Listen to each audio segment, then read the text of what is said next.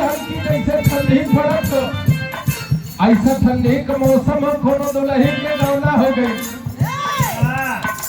दुल्हिया के गौना के दिन रखाई रह, लेकिन दुल्ही मध्य प्रदेश में हो फोन लगोले देश है। एक काम कर तो ही शादी तो जैसे बीत गई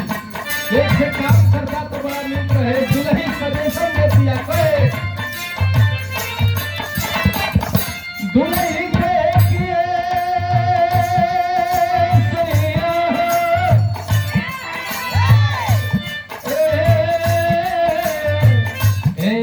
हमारे राजा मन से दो कलश कुछ बोलबो करबे कि खाली सैया लगा करबो बतावत हिया दुल्ही का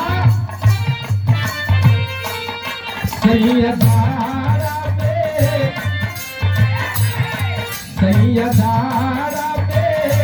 गबना कर रही थी रजाई देखा आ रही थी सैयदारा में।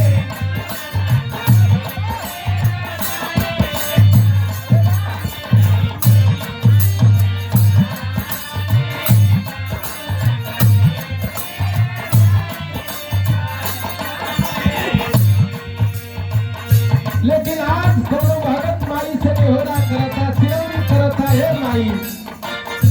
भगत से कि मरी मैया माई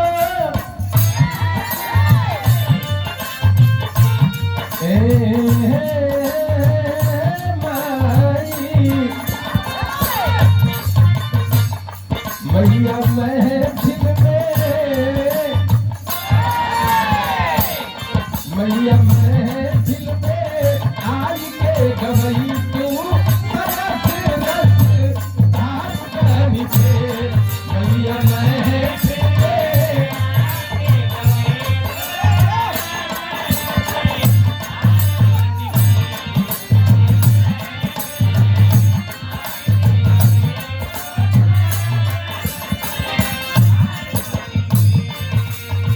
भगत बतावत है माई बचवा के ढेर कुछ नहीं थे साहब आखिर साहब कहा स्वर में सरस रस बन के बरस जा